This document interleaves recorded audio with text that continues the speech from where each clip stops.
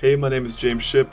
I'm a freshman at DePaul, studying computer science with a focus in game systems, and I'm showing off my game Sweet Resurrection, which I made in 48 hours for the 46th Ludum Dare Game Jam. Um, so I guess I'll just go ahead and start playing. So this is a game that the theme was keep it alive, and I kind of followed the jam rules. It's more of a bring it to life thing than a keep it alive, but it more or less fits the concept of the jam. So the idea I went with, I kind of was brainstorming, and the first thing I thought of was Frankenstein. So in this game, you just basically are assembling a otherworldly creation by just piecing together different body parts. Let me think. There's the head, the arms, and the heart. So there's three different stages to the body parts, and each one you have to do two steps. One of which is use the wire box here to electrocute the monster, and then the other stage is to use the potion table to feed it a concoction. And then once you do those two things, you can place one of the body parts until all the body parts are on, and then the game is complete when your creation is brought to life. It's pretty quick play, like 3 minutes or something like that. So I'll just walk through some of the mechanics here. By the way, it's my first. Oh yeah, I guess I should. The game was made in Unity and coded in C#, and all the models are made in Blender. This is my first 3D game, which I'm pretty proud of. So the wire box mechanic, basically you're just given a combination here. And so this is kind of a cheap way to do this. I just use a text box to emulate the 4 buttons. So each crank is connected to a button. It's not necessarily the button that's right underneath it. It just is the one that's connected by the wire. So almost a puzzle there, not quite. So yeah, you just got to figure out which one is connected where. And then you want to match the combination in the text UI to the actual buttons down here. So we want to get all 3 of the ones on the right here green. So I'm going to get this one, that one, and this one. And then this is complete, and it's off of our task list. So the next step is to feed it a potion. We got a recipe here. It just randomizes. We got it's like a different collection of ingredients here, and a random number of each of them. 3 hemlock. Just put them in the cauldron there. 2 mushroom, and 3 ginger.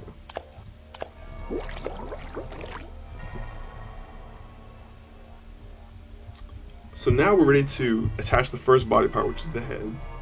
So we can do access body, and then just place the head on there, and then we're ready for the next stage. And we're just going to do the same puzzles. They're randomized each time, so the wire box is going to be a different combination. The wires themselves do not change, so it's pretty easy just to learn what goes where and get the combination right each time. And if I could go back and add some more stuff, I would make it more random. The recipes are completely random, a random number of ingredients and a random list of ingredients, but for each stage, I think more ingredients add themselves. Yeah, we got a list of 4 here. Some ginger, the gems, and then we're ready for stage 2.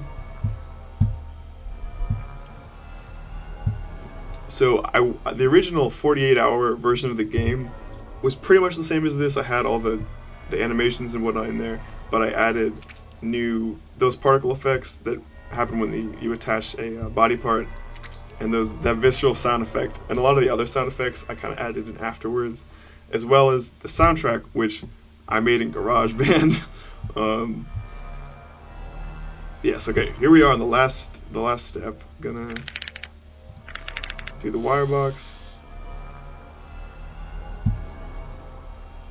and the potions.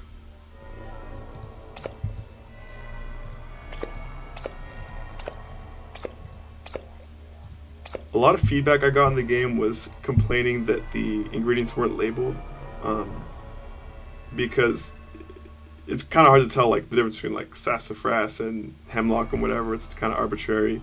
but the game actually doesn't punish you for putting in the wrong thing. You can put in as much of whatever as you want. This is something else that I would go back and change if I were to make a new updated version with kind of more complicated mechanics. Have some sort of punishment system in place. So I'll put in sassafras and 2 mushroom. Now we're ready for the final step, which is to plug in the creature's heart.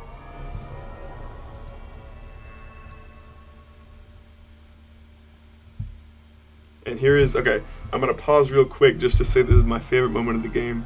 I kind of did this little like animation with the camera that's perfectly synced with the sprite change and the face texture to make it kind of animate like dramatic outro at the end here. This is my favorite part of the game.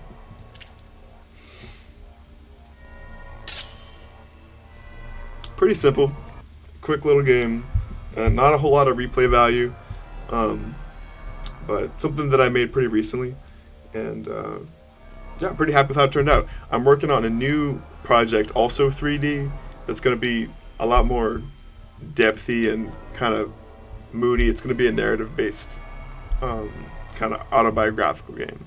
But this was a nice little kind of way to practice my 3D modeling skills. And I'm really liking the camera work I did here, and just kind of, I don't know, the vibe creation. I really like the vibe. So, yeah, I just wanted to show off the game. You can download this and all the other projects I've already made at my itch.io website. They're all free, so please check them out. And thank you for watching.